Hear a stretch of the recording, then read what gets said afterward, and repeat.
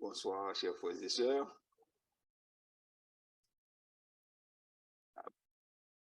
Dans le cadre de notre préparation pour notre prière de vendredi, si Dieu le veut,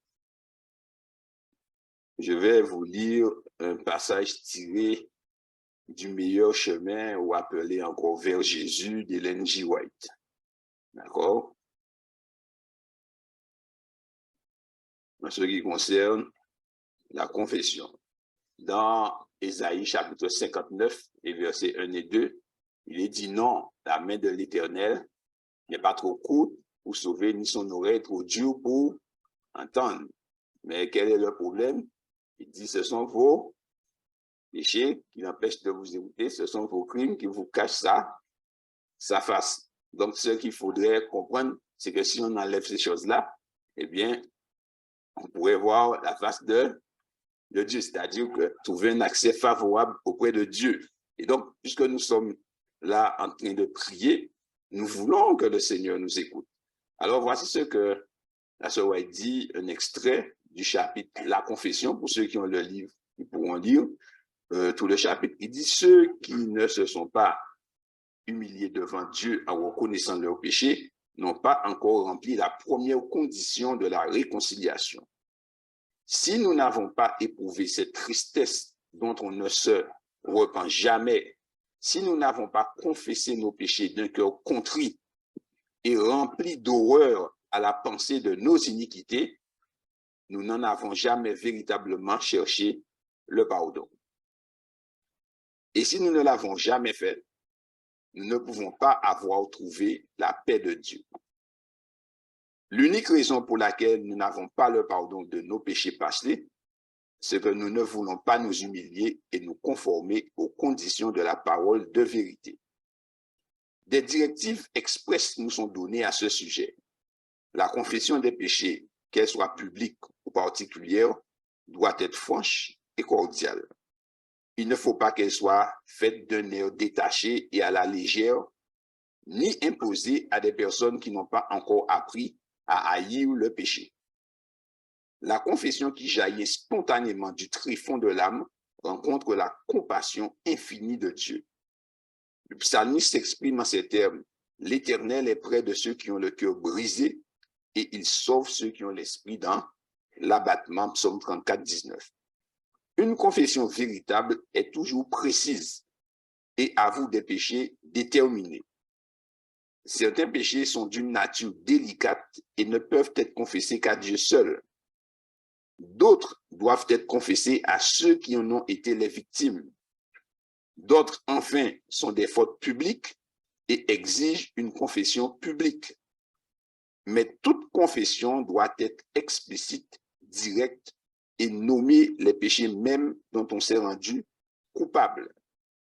Au jour de Samuel, les enfants d'Israël qui s'étaient éloignés de Dieu avaient perdu la foi en sa sagesse pour gouverner la nation et en sa puissance pour défendre sa cause. Se détournant du grand monarque de l'univers, ils avaient exprimé le désir d'être gouvernés comme les peuples qui les entouraient. Leur ingratitude oppressait leur âme et les séparait de Dieu. Avant de trouver la paix, ils durent faire cette confession claire et précise: nous avons ajouté à tous nos péchés le tort de demander pour nous un roi. Il leur fallut confesser le péché dont ils s'étaient rendus coupables. Une confession ne sera jamais acceptée par Dieu si elle n'est pas accompagnée d'un repentir sincère et d'une réforme. Il faut qu'un changement radical de la vie l'accompagne et que tout ce qui n'est pas agréable à Dieu soit mis de côté. Ce sera la conséquence de la douleur réelle du péché. La tâche qui nous incombe nous est clairement révélée. Lavez-vous, purifiez-vous, ôtez de devant mes yeux la méchanceté de vos actions, cessez de faire le mal, apprenez à faire le bien, recherchez la justice, protégez l'opprimé, faites droit à l'orphelin, défendez la veuve. Voilà, je vais m'arrêter ici. Vous pouvez lire le reste du chapitre. Alors, il nous est dit, bien aimé, que la confession, eh bien, doit s'accompagner d'une haine du mal. Il faut qu'on soit conscient, qu'on soit rempli d'horreur à l'égard du péché. Mais si on on confesse ça comme ça, à la légère, on dit, Seigneur, pardonne-moi. On n'est pas encore dedans. Il faut avoir l'horreur du mal. Si nous n'avons pas cette horreur du mal, notre confession n'est pas encore bonne. C'est pourquoi certaines familles disent, mais j'ai déjà confessé. Ouais, mais ce n'était pas bon. Tu as déclaré la chose, mais ce n'était pas bon. Et si tu cherches des excuses, j'aurais pas fait ça si c'était pas un tel, c'est pas encore bon, c'est pas encore bon. Tant que tu cherches des excuses pour justifier ce que tu as fait, c'est pas encore bon. Pour que ça jaillisse du fond, il faut que tu vois l'horreur du péché. Sans cela, on va cajoler le péché, on va recommencer à la première occasion. Prenez David. Tout le monde dit David a commis un adultère. Oui, mais combien d'adultères David a commis? Quand David a confessé sa faute, jamais on n'a retrouvé David dans un adultère. Ça s'est jamais produit. Il a fait d'autres choses. Il a dû confesser les autres choses. Mais ça, jamais. En fait, c'est ça, mes frères. C'est que Dieu, nous avons une telle horreur de ce que nous avons fait, notre péché même, on le prend tellement dégoût que plus jamais on ne le recommencera. C'est ça la confession que Dieu cherche. Alors, il nous est dit qu'il y a des confessions. Si nous avons fait tort à quelqu'un, nous avons le devoir d'aller voir la personne. D'accord? Et cette personne a le devoir de pardonner. Maintenant, ça, c'est des confessions, nous confessons nos péchés entre nous. Il y a des péchés aussi que c'est à Dieu seul qu'on va devoir parler de cela.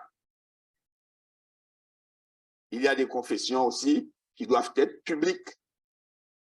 Parce que si nous faisons un scandale, si nous faisons quelque chose en public, eh bien, il faut demander pardon. Et aujourd'hui, dans les églises, ce truc-là a disparu. On fait son scandale et après, on rentre à l'église. Non, tu fais ton scandale, tu avais la force pour le faire, il faut venir t'humilier, il faut... Parce que des fois, nous ne respectons pas les frères, nous ne respectons pas l'église. Si tu fais le truc en public, tu dois venir demander pardon en public. Puisque tout le monde l'a vu, tout le monde. Et tout le monde doit être conscient que tu t'es repenti de ce que tu as fait. Alors, nous avons une fausse idée lorsque nous venons, lorsqu'on parle de pardon, c'est qu'on a l'impression qu'on va s'abaisser, qu'on va se dégrader. Ça n'a absolument rien à voir. D'accord? Nous sommes des candidats, nous sommes des enfants de Dieu, nous sommes des candidats pour le ciel. Vrai ou faux, mes frères? Nous voulons tous aller au ciel. Donc, dans le schéma de Dieu, dans le plan de Dieu, Dieu nous a donné des moyens de résoudre les difficultés que nous rencontrons. Parce que quand, comme j'expliquais, un frère qui s'insurgeait du fait qu'il y avait des attitudes parmi les frères, je lui ai dit, mon frère, écoute-moi bien. Lorsque Moïse était dans le désert avec Israël, il y avait la colonne de nuée. Le jour, il y avait la colonne de feu la nuit. D'accord? Toi, tu vas acheter ton pain où? À la boulangerie. Eux, ils n'achetaient pas leur pain à la boulangerie. Le pain tombait du ciel. Donc, ils allaient ramasser la manne. D'accord? Dieu a même envoyé la viande pour eux. Et Dieu est là. Et Dieu donne à Moïse des instructions pour résoudre les conflits. C'est que partout où il y a une société humaine, où il y a un groupe, il y aura des situations conflictuelles. C'est à cause de la nature de l'homme. Et si nous ne comprenons pas ça, mes frères, eh bien, nous allons attendre que dans l'Église, que tout doit être lisse. Et dès que quelqu'un va nous dire quelque chose, eh bien, on sera en émoi. Mais ce n'est pas ça l'Église. Il y a une réalité. Nous sommes sur une terre où le péché existe. Et bien que nous ayons accepté Jésus, il suffit que nous ayons un manque de vigilance que, voilà. Regardez Pierre. Il aime Jésus. Mais Jésus est obligé de dire, regarde-moi Satan. Pourquoi? Parce qu'il vient de dire tu es le Fils de Dieu par le Saint-Esprit. Dans un moment, il essaie de détourner Jésus de sa mission.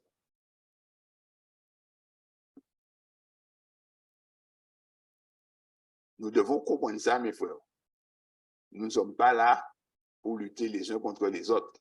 Nous ne luttons pas contre la chair et le sang. D'accord? Et ce qui arrive à un frère, ne dit pas que ça ne va pas m'arriver. Parce qu'il peut t'arriver pire. Donc, nous avons intérêt, et ce n'est pas, et j'explique cela ainsi, ce n'est pas un déshonneur, au contraire, c'est un honneur de venir devant l'Église et de reconnaître sa faute. Ce n'est pas un déshonneur, hein, mes frères, parce que tu es blanchi devant l'Église, mais tu es blanchi devant le ciel. Et tu retrouves la faveur de Dieu. Elle dit, il ne faut pas imposer ça à des gens qui n'ont pas appris à haïr le péché. Donc, si la personne n'a pas appris à haïr le péché, on ne peut pas lui demander de faire une confession publique. Parce que ça va, elle ne comprend pas. Mais celui qui a compris, eh bien, il va le faire. Et il va sortir grandi. Parce que quand tu vas le faire, tu crois que les frères vont te regarder. Non, les frères vont t'encourager et vont prier encore plus pour toi. Eh oui. Alors, si nous avons notre confession publique à faire, mes frères, il faut voir l'ancien d'église. Ça ne se fait pas, on ne décide pas de se lever dans l'église et de dire qu'on se met à parler. Non. Il faut voir les autorités de l'église. Il faut que les frères voient les frères. Et là, ils vont dire, on va te donner la parole, soit en réunion administrative quand l'église est réunie. Enfin, on va te donner le moment où tu vas le faire. L'essentiel, c'est que cela soit fait. Voilà. Et si un frère demande pardon à un frère, eh bien, il faut pardonner aux frères, mes frères. Parce que nous disons à Jésus, pardonnez-nous nos offenses comme nous pardonnons à ceux qui nous ont.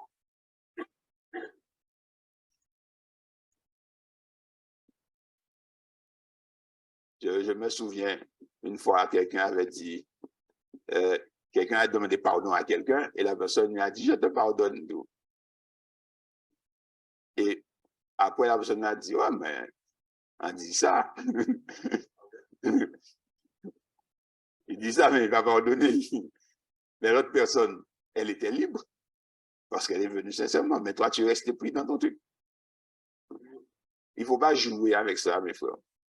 Il faut le faire sincèrement. Et Dieu nous promet, nous obtenons miséricorde. Parce qu'il y a une vérité et une réalité. Nous ne jouons pas à faire peur aux gens, mais nous sommes des chrétiens. Nous savons que la mort, c'est un sommeil. Mais il faut bien t'endormir. Il faut bien t'endormir. Il ne faut pas que tu aies été couché mal. Parce que si tu descends dans la tombe avec ça, mais oui. Alors donc, c'était pour nous dire que nous nous préparons, oui, nous voulons que le Seigneur agisse dans nos vies. Eh bien, nous devons véritablement, quand je disais hier, il faut que Dieu nous aide à sonder nos cœurs. Nous asseoir et prendre le temps parce que c'est une chose qui est sérieuse. C'est pas que c'est quelque chose qu'on fait à la légère. Non, il faut prendre le temps. Nous prions ici, mais il faut prendre le temps de se jeter aux pieds de Dieu et de sonder son cœur et de le faire sincèrement. Et avec la grâce de Dieu, nous allons nous trouver mieux. Personne ne passera sur la terre sans que quelqu'un ne l'offense et sans qu'il offense quelqu'un. C'est impossible, ça. Vous voyez? Parce que nous sommes des humains, c'est comme ça. Voilà. Alors, bien aimé, que Dieu nous aide donc dans notre préparation, que Dieu nous aide à ne pas voir cela comme si c'est un abaissement, je ne sais pas, un avilissement. Non, au contraire, celui qui s'abaisse sera élevé, mais celui qui s'élève sera abaissé. Ce sera notre sujet, retour à l'autel, notre besoin le plus urgent.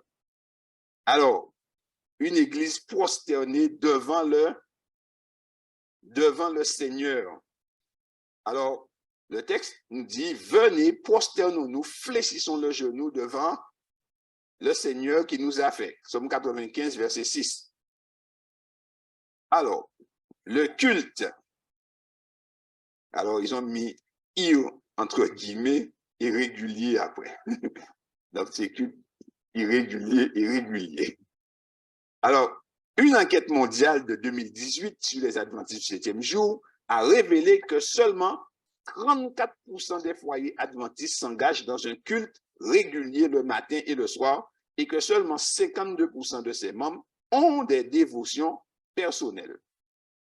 Alors, une église possédant un message de fin des temps centré sur l'adoration, le message des 3 anges, d'Apocalypse 14, peut-elle délivrer ce message solennel si les membres ne sont pas fidèlement engagés dans un culte personnel ou familial? En d'autres termes, pouvons-nous proclamer efficacement ce que beaucoup d'entre nous ne font pas quotidiennement? Parce que le message d'Apocalypse 14 dit « Adore Dieu ». Ellen White commente ainsi « Il n'y a rien de plus nécessaire dans l'œuvre de Dieu que les résultats pratiques de la communion avec Dieu. » Ailleurs, elle écrit « Comme les patriarches d'autrefois, ceux qui professent aimer Dieu devraient ériger un autel au Seigneur partout où ils plantent leur tente. Les pères et les mères devraient souvent élever leur cœur vers Dieu dans une humble supplication pour eux-mêmes et pour leurs enfants. Que le père, en tant que prêtre de la maison, dépose sur l'autel de Dieu le sacrifice du matin et du soir, tandis que la femme et les enfants s'unissent dans la prière et la louange. Dans un tel foyer, Jésus aimera s'attarder. Quand je suis devenu adventiste du 7e jour, l'une des premières choses qu'on m'a appris, et des choses qu'on m'a apprises, c'est le culte, le matin et le soir.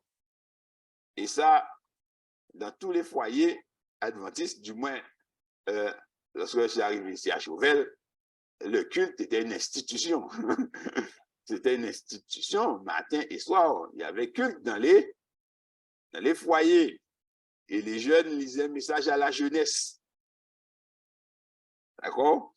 Alors, il nous est dit que Jésus prend plaisir à être dans de tels foyers. Alors, rendez-vous compte, 34% des foyers adventistes font le culte régulièrement. D'accord? Ce qui veut dire qu'il reste 66%, ils ne font pas. C'est que pour chaque 100 adventistes, il y a 66 qui ne font pas de culte régulier. Ça fait un bon nombre sur des millions. Alors, je ne vais pas vous demander si vous faites le culte.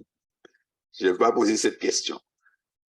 Mais, mes frères, il est essentiel que dans la maison, il y ait le culte. Parce que c'est ainsi que Dieu a fait fonctionner son peuple. Et quand nous faisons le culte le matin, eh bien, l'atmosphère déjà de la maison est placée entre les mains de Dieu. Et certaines fois, les anges de Dieu même viennent chanter avec nous. Nous peut-être n'allons pas l'entendre, mais les voisins les entendent. Voilà. Je me souviens que Freddy louait près de Frère Dagobert, il faisait son culte. Et Frère Dagobert lui a dit, mais qui c'est qui chantait avec toi? Parce que Frère Dagobert entendait plein de gens chanter et Freddy était tout seul. Je ne sais pas s'il se souvient de ça. Il était tout seul en train de faire son culte. Et pourtant, les anges de Dieu sont venus chanter avec lui. Le frère entendait qu'il y avait plein de gens qui chantaient avec lui, mais il était tout seul. Alors, quand nous faisons le culte, Dieu prend plaisir. Et c'est quelque chose de vraiment extraordinaire parce que toute la famille peut être réunie et tout le monde peut avoir un enseignement au moment du culte. Et c'est là qu'on peut aussi distiller la connaissance de Dieu aux enfants. Donc, le culte est essentiel. Et la sœur dit que quand les enfants sortent de la maison, eh bien, les anges de Dieu les accompagnent. Et nous avons besoin que Dieu accompagne nos enfants et que Dieu nous accompagne, nous aussi. Donc, il y a un peu plus de la moitié qui font les dévotions personnelles, c'est-à-dire qui entretiennent une relation avec Dieu. Mais 52%, c'est limite 50-50. Alors, ça veut dire que sur une église où il y aurait 100 membres, d'accord? Alors, on trouverait 52 qui ont une relation avec Dieu et 48 qui sont là. Les frères, c'est pas possible, même si on dit que c'est la majorité, mais une courte majorité. Il faut que tout le monde ait une relation avec Dieu. Il faut que tout le monde puisse avoir une relation avec Dieu. Parce que 48% de personnes qui n'ont pas de relation avec Dieu, qui n'ont pas de dévotion, ça veut dire qu'ils ne sont pas en relation avec Dieu. Mais c'est 48% de problèmes concentrés qui est là. Oui, et je m'explique. Parce que s'ils ne sont pas connectés, automatiquement, ils sont dans l'église, ils vont se confronter avec ceux qui sont connectés. Parce que quand tu vas dire quelque chose, puisqu'ils ne sont pas connectés avec Dieu, ils sont charnels. Et l'homme charnel ne reçoit pas les choses de l'Esprit de Dieu. Et ce n'est pas parce que tu portes la Bible que ton nom est sur le registre que tu deviens spirituel. Tu deviens spirituel quand tu es connecté à Dieu. Et donc, si tu es charnel dans l'assemblée, eh bien, tout va te forcer. On va demander des offrandes pour construire l'église, pour que tu dis, waouh, c'est trop bien l'argent. Vous n'avez pas encore entendu ça, mes frères. C'est l'Esprit de Dieu qui dit ça. Vous voyez, on a ce genre de réaction. Pourquoi? Parce qu'on ne voit pas la grandeur de l'œuvre. On voit de manière avec l'œil humain. Et on se dit que, ouais, mais on demande, mais il y a assez. Alors que celui qui est connecté à Dieu, il ne voit pas la chose ainsi. Parce qu'il voit qu'il doit hâter le retour de Jésus et qu'il faut faire quelque chose pour que les âmes puissent venir. Les deux visions vont s'opposer. Donc, même dans la maison même, si le mari, il est connecté, que l'épouse n'est pas connectée, vice-versa, à un moment donné, il y aura un conflit. Parce que je ne te comprends pas. Quand elle va dire aux enfants, ou bien le mari va dire aux enfants, il ne faut pas faire ça comme ça parce que ça va plaire à Dieu. L'autre va dire, mec, arrêtez d'embêter ce petit mouna. Se reconnaît. Oui, parce que les visions ne sont pas pareilles. Et ce qui fait ça, c'est le défaut de connexion. C'est le défaut de connexion. On est tous deux adventistes, mais vu que on n'est pas connecté à Dieu de la même façon, on a deux visions différentes. Ouais, dans le désert, Moïse, Dieu a donné à Moïse l'autorité pour diriger le peuple. Dathan, Corée et Abiram ont décidé qu'eux aussi sont des chefs. Et ils ont dit à Moïse, tu veux dominer sur le peuple. Pourquoi tu veux dominer sur le peuple? Moïse aurait bien voulu rester derrière ses moutons. Dieu a été obligé de donner toutes sortes de démonstrations pour le convaincre d'aller faire cela. Et ceux-là lui disent qu'il veut dominer sur le peuple. Et qu'est-ce qu'il dit? Il dit, tout le peuple est saint, tout le peuple est saint. Alors Moïse dit, eh bien, allez offrir vos offrandes et Dieu va montrer qui est saint, qui n'est pas saint. Puisque lui-même, il va arriver à rien. Eh bien, après, Dieu a montré qui est saint. Et puisqu'ils sont venus, et quand ils sont venus offrir l'offrande, eh bien, le feu est sorti devant Dieu et a consumé tous les hommes qui étaient venus. Vous voyez, et le lendemain, et la terre s'est ouverte, et la terre a fait qu'engloutir tout vivant, Corée, Dathan, et ça s'est refermé sur eux. Et le peuple, le lendemain matin, le peuple veut lapider Moïse et Aaron, il dit, le peuple dit, vous avez fait mourir le peuple de l'Éternel. Vous avez fait mourir. C'est Moïse et Aaron qui ont fait ça. Ce n'est pas Dieu. Donc Moïse et Aaron, ils ont pris la terre, ils ont ouvert la terre, ils ont envoyé le feu. Vous voyez comment ça peut... Pourtant, c'est le peuple de Dieu. C'est bien le peuple de Dieu. Et Dieu est là, c'est Dieu qui a mené l'action. Ce n'est pas le comité d'église. Donc, imaginez, aujourd'hui, il n'y a pas de colonne de nuée, il n'y a pas de colonne de feu. Et c'est le comité qui prend une décision. Combien que c'est difficile. Donc, nous devons être connectés. Parce que si nous sommes unis à Christ, nous serons unis les uns aux autres. Christ n'a pas de division en lui. Et forcément, nous allons nous rencontrer. Donc, c'est pourquoi il est nécessaire que nous fassions le culte, mais nécessaire que nous ayons une connexion. Une connexion. Alors, si dans un foyer, il y en a un qui est plus avancé que l'autre, il faut qu'il fasse avancer l'autre jusqu'à ce qu'il le mette à niveau. Et quand il va le mettre à niveau, eh bien, après, il pourra marcher tout seul. Voilà. Et quand il va pouvoir marcher tout seul, donc les deux pourront avancer ensemble. Je vous donne, pourquoi je dis cela? Quand je me suis marié, bien sûr, j'avais déjà mon expérience avec Dieu.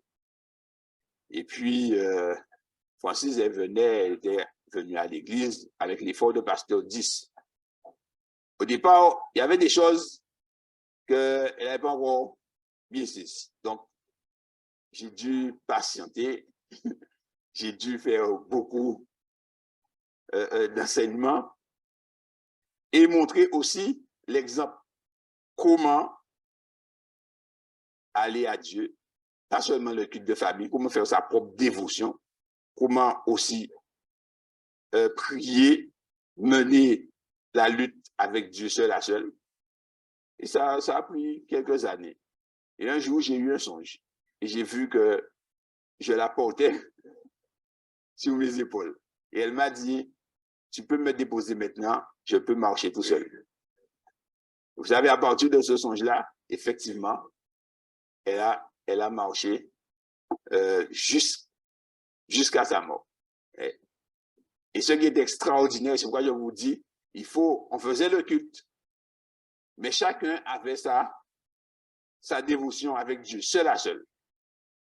Et certaines fois, ce qui arrivait, c'est pourquoi je vous dis, la plus grande unité missionnaire, c'est le mari et la femme. Ce n'est pas for X ou Y, c'est le mari et la femme. Pourquoi? Parce que certaines fois, je prie toute la nuit sur un sujet et je vais me coucher à l'aube. Et quand elle se réveille le matin, elle me donne la réponse. C'est moi qui prie, c'est à elle que Dieu donne la réponse. Certaines fois, c'est elle qui prie et Dieu me donne la réponse. Et je ne sais pas sur quoi elle prie. Et elle ne sait pas sur quoi je prie. Mais quand je me réveille, elle me dit, voilà, telle chose, telle chose, telle chose. Et je vois que c'est Dieu qui m'a répondu. Donc, l'unité, et ainsi, on peut évoluer positivement. Et c'est Dieu qui dirige les deux. Alors, et ce qui est extraordinaire, c'est que quand tu flanches, eh bien, l'autre aussi, il peut te relever. Il ne faut pas croire que tu seras toujours en haut, que c'est toi qui dois toujours. Mais oui, on priait pour un sujet un jour, et ça faisait longtemps qu'on priait. On priait, on jeûnait, on priait, on jeûnait. Et un jour, j'étais assis sur le bord du lit et j'étais en train d'abandonner la partie. Franchement, j'étais en train d'abandonner la partie. Et je ne sais pas, pourtant, on ne parlait pas du sujet. Mais elle m'a regardé, elle m'a dit, qu'arrive-t-il?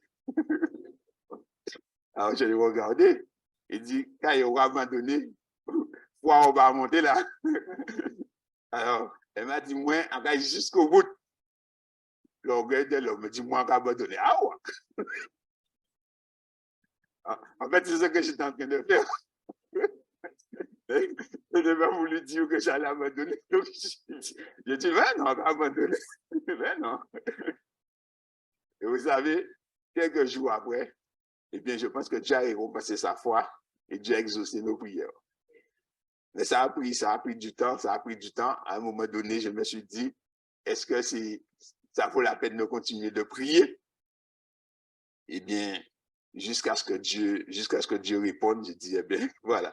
Et ça m'est resté dans la tête, c'est pourquoi quand je prie maintenant, j'abandonne pas. Alors, notre besoin le plus urgent, que le culte personnel et familial dans les foyers adventistes du 7e jour retrouve sa première place. Ça, il faut refaire le culte dans la maison. C'est peut-être le besoin le plus précieux. Cela ne sera pas facile. En effet, nous sommes aujourd'hui absorbés par l'omniprésence de la technologie qui s'impose à nous et occupe de plus en plus notre temps et altère parfois nos esprits. Notre dépendance incontrôlée aux médias, en particulier aux réseaux sociaux, fait de nous des anxieux, irritables, solitaires, stressés, déprimés, insomniaques et perpétuellement insatisfaits. Bien au contraire, le culte personnel et familial a un effet inverse. Écoutez ça, mes frères. Le culte apaise l'esprit, diminue le sentiment de solitude, réduit le stress, accroît le sentiment de paix, répond aussi aux besoins émotionnels et enseigne le contentement tout en apportant la plénitude. Se pourrait-il que la communion avec Dieu soit l'antidote à nos esprits fatigués et à nos cœurs agités? Aujourd'hui, plus que jamais, Dieu nous appelle à revenir de tout notre cœur à des temps de rafraîchissement cohérents en sa présence. C'est pour cette raison que l'Église adventiste du 7e jour a lancé l'initiative Retour à l'autel, une mobilisation historique visant à réintégrer le culte personnel ou familial brisé au sein de l'Église de Dieu. D'ici 2027, nous espérons voir au moins 70% des membres adventistes engagés matin et soir dans une attitude de piété personnelle et familiale. Vous entendrez parler davantage de cette initiative. Donc, ça va continuer. Retour à l'autel, ça ne va pas s'arrêter dans les jours à venir. Mais tous pouvons déjà commencer à adorer Dieu dès maintenant de manière assidue et cohérente. Demandons au Seigneur de nous transformer à son image et doter de la puissance nécessaire pour achever son œuvre. Plus que jamais, réclamons la présence du Saint-Esprit dans notre culte quotidien.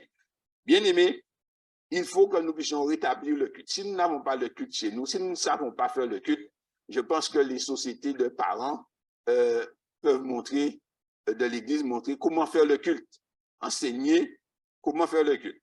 Ici, à Chauvel, lorsque j'étais là, la société des parents montrait comment faire le culte. Je pense que Dina nous instruisait comment faire le culte.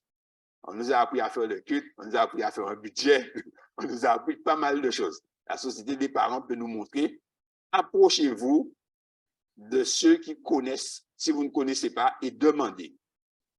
Ceci est absolument nécessaire. Il ne faut plus que nous puissions laisser nos enfants partir sans culte et laisser nos maisons sans culte. Parce que dans le culte n'a pas besoin d'être long. D'accord? Il suffit de prendre un verset. C'est comme les bébés. Hein. Le bébé, tu ne lui donnes pas de l'igname.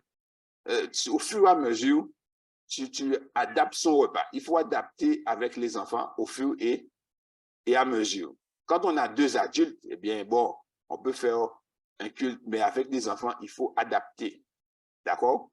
Il faut adapter de manière à leur donner une nourriture appropriée et pour qu'ils ne puissent pas se lasser du culte, pour que le culte ne devienne pas fatigant. D'accord? Donc, mais il faut aussi être régulier. Régulier. Au lieu de prendre, j'ai appris ça ici, hein, ce que je suis en train de répéter, c'est ici que j'ai appris ça. Donc, je le répète encore. Au lieu que tu prennes, que tu ne saches pas, le problème, c'est que des fois, tu n'as pas d'heure. Les enfants sortent de l'école, surtout l'après-midi, ils sont fatigués. Donc, il vaut mieux prendre une heure, il y a des devoirs à faire, prendre une heure qui arrange toute la famille et on va faire le culte. Et après, quand on a fini le culte, et bien, avant d'aller se coucher, chacun va prier. Mais il y a un moment, toute la famille va se réunir. D'accord? On se réunit le matin, on se réunit le soir. Moi, à la maison, on faisait le culte à 6 heures du matin. et à 6 heures du soir. Et quand on allait se coucher, eh bien, chacun faisait sa prière. Donc, les enfants, on avait fait le culte, on avait donné des instructions et ça se passe bien. Donc, il faut chercher quelque chose avec l'aide du Seigneur et Dieu va nous donner sagesse et intelligence, mais il faut remettre le culte dans la maison. Il faut que Dieu soit au centre de la maison. Et puis, il y a une chose, il ne faut pas que ça soit tout le temps des trucs théoriques. Parce que les enfants, nous sommes dans un monde aujourd'hui, les jeunes, surtout, sont confrontés à des réalités. D'accord? Pendant que tu parles à l'enfant, certaines personnes ont envie de dire aux enfants, je vais prendre un exemple très simple, c'est une blague. Un enfant fait une enquête à son école et on leur a demandé de s'instruire auprès de leurs parents comment les bébés naissent dans leur famille. Et la petite fille, elle part, elle demande à sa mamie, et mamie lui dit, ah, mais c'est dans les choux. Elle demande, l'autre dit, ah, mais c'est les cigognes qui ont amené un tel. Et quand l'enfant est arrivé à l'école, elle a rendu son exposé, enfin, elle devait faire, elle a dit, ça fait combien de générations de ma famille, il n'y a personne qui est né normalement.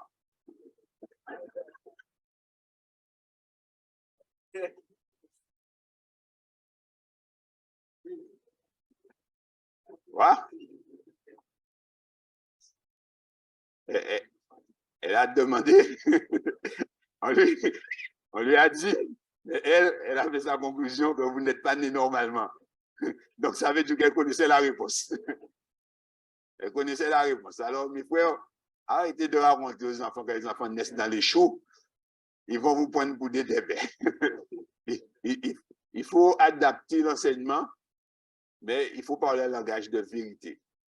Et il faut surtout montrer aux enfants que Dieu est dans la réalité de la vie de tous les jours. Pas que Dieu soit comme si c'est un être lointain, mais un Dieu qui est proche. D'accord? Quand ils ont un problème, priez avec eux. Montrez-leur comment Jésus va résoudre le problème. Faites l'expérience, ils vont faire l'expérience et ils vont apprendre. D'accord? Parce que j'ai une belle-sœur africaine et elle nous disait qu'elle était à Pointe-à-Pitre et une jeune fille de 14 ans, vient la voir. Elle dit, madame, vous êtes africaine? Elle dit, oui. Alors, elle lui dit, est-ce que vous pouvez me donner une méthode pour attacher un homme? Mes frères, 14 ans. 14 ans. Et ce n'est pas un homme, un jeune homme, elle a dit un homme. Et elle dit, mais tu es jeune, pourquoi tu veux faire ça? Elle dit, oui, mais tous mes amis font ça et ça marche. Et moi, j'ai déjà essayé, ça ne marche pas. Alors, c'est pourquoi je suis venu vers vous, pour que vous me donniez un truc sérieux pour...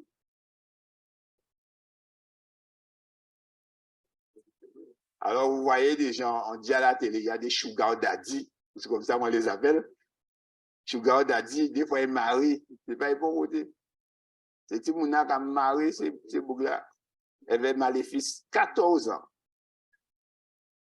Donc, quand ton enfant va à l'école avec ces jeunes-là sont conscients des réalités spirituelles et ils les utilisent.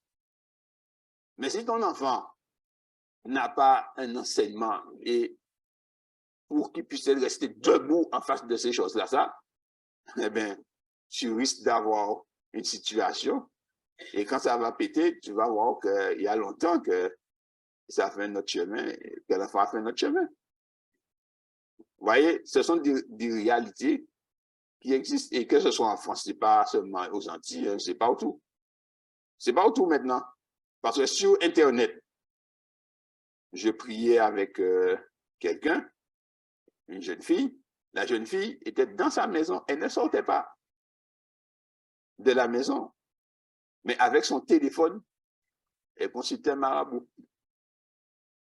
Et ça n'a pas empêché que c'est parce que c'était par téléphone que l'esprit malin était rentré sur elle. Tu vois? C'est péché virtuel et fait réel. Je dis c'est par téléphone, mais n'empêche que l'esprit était sur elle. Et la maman ne savait rien. Elle est de l'enfant et dans la maison, l'enfant ne sort pas. Mais elle en contact, elle consulte. Dès qu'elle a un problème, elle consulte. Donc, il nous faut enseigner aux enfants et le culte nous permet de dresser un rempart contre ces choses. Alors, bien aimés, voilà un peu ce que Dieu nous dit. Il faut remettre l'autel dans la maison si nous ne faisons pas de culte. Voilà. Alors, pour ceux qui ne connaissent pas le culte, tu prends ton cantique. Bien sûr, tu ne connais pas de cantique, mais au moins tu connais un chant. Tu vas louer Dieu. Tu vas prendre un texte biblique, d'accord? Tu vas lire le texte. Tu vas demander à Dieu de te permettre de comprendre. Et ce que tu vas comprendre dans le texte, tu vas le mettre en pratique. Et là, tu as un culte au plus simple, hein? D'accord? Mais sinon, après, tu as, pour les plus avancés, tu peux faire la leçon de l'école du sabbat. Enfin, mais avec des enfants, tu ne peux pas faire tout ça. D'accord? Tu fais les choses adaptées. Bon, je pense que les frères à l'église vont expliquer ça après. D'accord? Mais il faut remettre le culte au goût du jour. Et ne disons pas que nous n'avons pas le temps, nous avons le temps. Nous avons 24 heures, nous avons le temps. Parce que nous avons le temps pour faire tout. Il faut prendre le temps, mes frères. Satan nous tient occupés et nous n'allons pas à l'essentiel. Il nous prend le temps pour aller à l'essentiel. La première chose que nous devons faire, c'est de nous tourner vers Dieu. Toute chose après devient secondaire. Et chaque chose a une place. Mais la première place doit être à Dieu. Et après, Dieu va nous aider à gérer tout le reste. Et ça, c'est vraiment quelque chose d'essentiel. Moi, quand je vais prêcher, certaines fois, je n'ai même pas écrit le message. Hein, et j'ai peu de temps. Mais je n'irai pas écrire le message. Je vais aller prier. Et je vais prendre mon temps pour prier. Et certaines fois, je sais, bon, comme j'ai plusieurs choses que je fais, eh bien, j'ai pas de message. Vendredi soir, j'ai toujours pas de message. Je vais me coucher. Je dis à Dieu, Dieu va me réveiller. Dieu me réveille. Quand Dieu me réveille, je vais prier. Je ne vais pas courir pour quoi que ce soit. Hein. Je vais prier. Et quand Dieu me dit, OK, c'est bon, maintenant, je descends. Et certaines fois, mes frères, je prends mon stylo et je commence à écrire. Et amen, c'est fini. Et je suis persuadé que si j'avais été avant, j'aurais pris tant de temps. Voilà. Je faisais une semaine de décision, je prends mon temps pour prier. D'accord? Et Dieu me dit, tu vois ça. Donc, je vais, j'écris. Après, il me dit, bon, ça, c'est ça que tu vas dire. Tu vas mettre tel verset, tel verset. J'écris, j'exécute. Tout simplement. Mais je prends le temps de la prière. C'est le temps de la prière, mes frères. C'est dans la prière que tu vas trouver la force de faire cela. C'est pas un truc qui va venir, que tu vas, non. Quand tu prends le temps de la relation, comme Jésus, Dieu va te donner le programme. Et dans le culte, c'est la même chose. Dieu va te diriger pour te donner des paroles de sagesse pour les enfants. Et quel que soit ce qui va arriver, Dieu va te mettre au courant et Dieu va gérer le programme avec toi. Alors, je dirais aux frères de ne pas décourager, de ne pas désespérer. Faisons le culte, prions, demandons à Jésus de faire les choses pour nous. D'accord? Je vais vous raconter, je vous ai dit qu'on priait pour une situation. Et je vais vous dire pourquoi je priais, pour encourager tous les parents dans la salle à ne pas baisser les bras. Alors, je priais avec Francis parce que j'avais des difficultés avec Brian. Je ne comprenais pas Brian. Je ne le comprenais pas. Et à un moment donné, franchement, je lui passais des raclés sérieusement. Et à un moment donné, j'ai dit non. Francis m'a dit, mais non. J'ai dit, bon, je vais arrêter de taper l'enfant parce que c'est pas c'est pas la bonne chose. On a convenu, donc je lui parlais.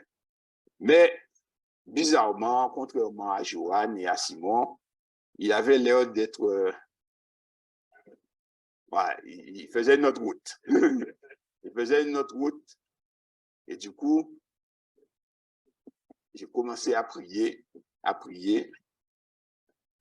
Et en fait, Dieu m'a montré que ce qui se fait là n'est pas normal. Et que cet enfant-là, eh bien, qu'on lui a fait quelque chose. Mes frères, je suis adventiste. Hein. Je suis adventiste, on est adventiste. Mais il ne faut pas être naïf. D'accord? Et quand Dieu m'a montré cela, déjà la première fois, une nuit, j'ai rêvé qu'il y avait un squelette qui avait débarqué à la maison, pleine nuit. Je ne sais pas c'était quoi, je n'avais jamais vu ça. C'était dans un rêve, mais c'était réel.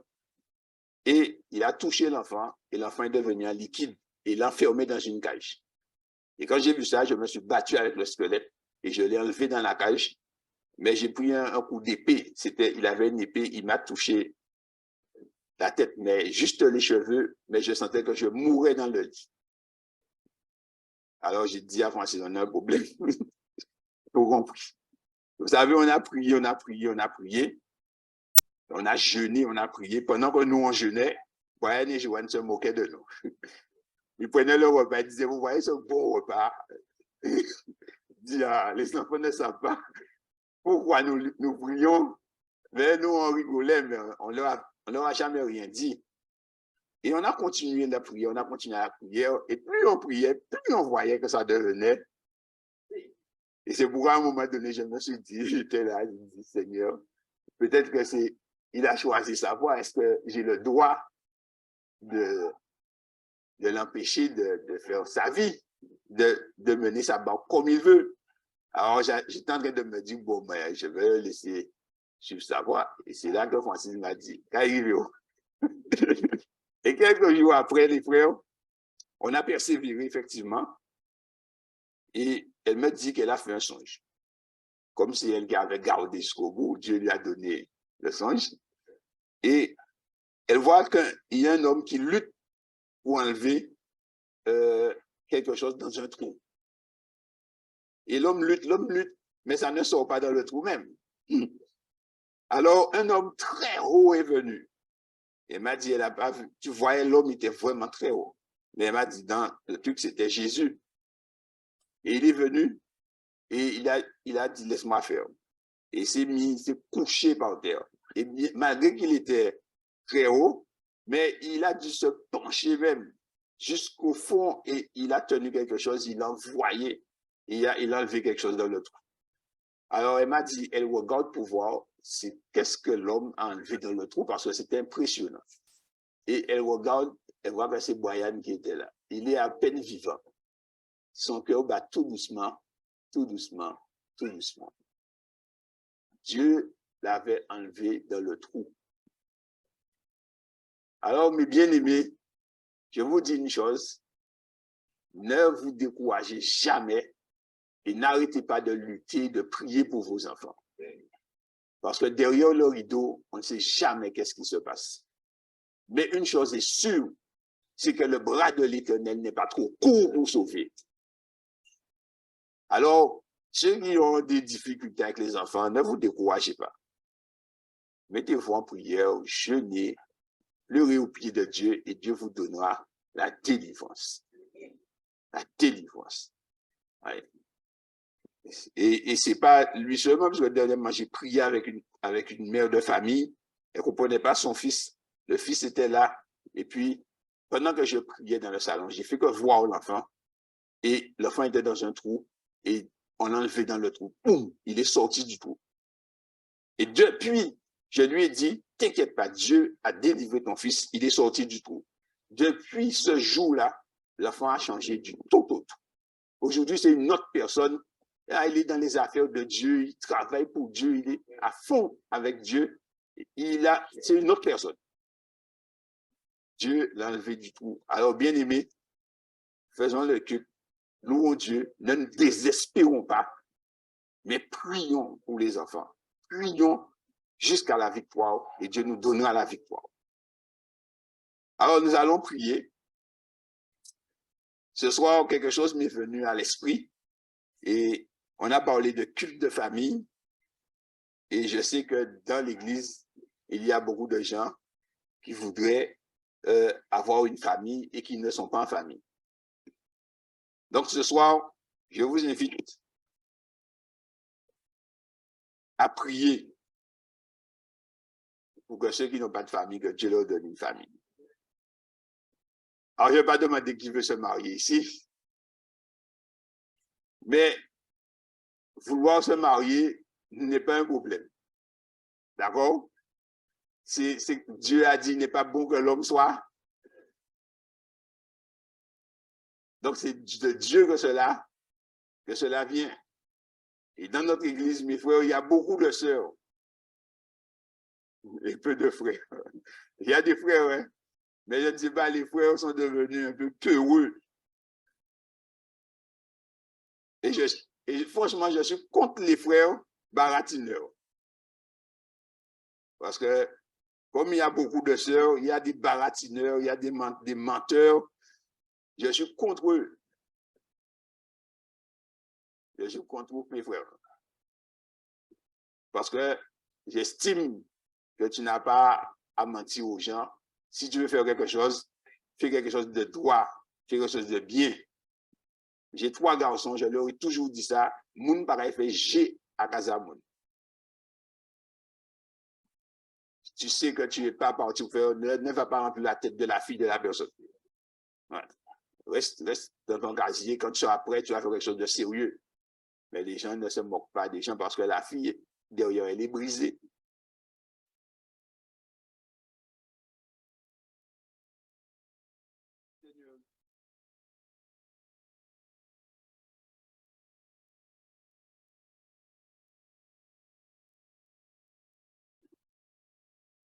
Seigneur notre Père et notre Dieu, nous voulons te dire merci parce que, Seigneur éternel mon Dieu, au travers de tous les bouleversements qu'il y a dans le monde, tu as placé l'Église, éternel mon Dieu, comme une forteresse où nous pouvons trouver la paix, éternel, le bonheur et la joie dans ton Fils Jésus-Christ. Et Seigneur éternel, tu nous as fait le privilège de nous appeler enfants de Dieu et nous le sommes. C'est pourquoi nous voulons te demander de nous aider. Si notre autel a été démoli, si notre autel, éternel mon Dieu, nous l'avons abandonné, aide-nous à ramasser les pierres de l'autel et à rebâtir l'autel dans nos maisons. Seigneur, nous te prions aussi de nous donner l'humilité si nous ne savons pas comment faire, de demander à ceux qui connaissent afin qu'ils nous enseignent, éternel mon Dieu, comment faire et qu'ainsi, Père éternel, dans chaque maison, dans chaque foyer de l'église de Chauvel, il puisse y avoir le culte de famille, éternel mon Dieu, et qu'ainsi, Père éternel, que l'église même puisse devenir une église forte. Car si les familles, Seigneur mon Dieu, sont fortes, l'église elle-même sera forte. Nous prions, Seigneur, que tu nous accordes cette grâce et que tu nous aides, Seigneur. Nous voulons aussi, Seigneur, te demander de donner le courage, la force aux parents qui sont confrontés, éternel, aux difficultés avec les enfants, aux enfants qui ont été instruits dans ta vérité et qui sont partis, Seigneur mon Dieu, dans le monde comme le Fils prodigue. Mais Seigneur, nous ne perdons pas courage et nous ne voulons pas désespérer parce que Seigneur, ton bras est assez long et tu es vivant, éternel, pour ramener ces enfants. Nous te demandons de les préserver, de préserver leur vie. Mais Seigneur, mon Dieu, délègue des anges pour ouvrir leurs yeux et que là où ils sont, eh bien, que tu parles à leur cœur et que tu les ramènes dans ta bergerie à la gloire de ton nom. Seigneur, donne du courage aux parents, donne la force, donne la ténacité, la persévérance dans la prière, en sachant, Père, que tu es fidèle et que, Seigneur, tu as dit, si nous te demandons quelque chose, alors tu le feras pour nous. Seigneur, nous te demandons de bénir chacun et de permettre que dans cette église de Chauvel, Père, il y ait un renouveau, un spirituel, Seigneur, un renouvellement de la fraternité, un renouvellement, éternel, mon Dieu, de la prière, de l'amour fraternel, de l'évangélisation, et que l'église de Chauvel puisse briller de 1000 feux, et encore mieux qu'il ne l'a fait dans le passé. Bénis ton peuple ici à Chauvel, Seigneur, et multiplie tes faveurs dans cette église, et que l'on sache au près et au loin que le Dieu qui est à Chauvel est un Dieu qui est vivant et qui entend ses enfants et qui les bénit. Seigneur, fais-nous rentrer en paix et prépare-nous toi-même, car nous voulions te prier avec efficacité. Nous voudrions vraiment, Père, que tu agisses pour nos frères qui souffrent, qui sont malades. Alors, Seigneur, aide-nous si nous ne sommes pas malades, mais aide-nous à soutenir dans la prière et permets, Seigneur, que l'Esprit Saint puisse agir au travers de chacun de nous pour apporter une consolation, pour apporter une force à ceux, éternel mon Dieu, qui en ont besoin. Merci encore, Jésus. Merci de nous avoir révélé ton amour. Merci pour ta présence. Merci pour ta compassion. Merci pour ta patience, Seigneur. Seigneur, reste avec nous et aide-nous à rester avec toi. Au nom de Jésus-Christ et pour ta gloire. Amen. Amen. Bonne nuit.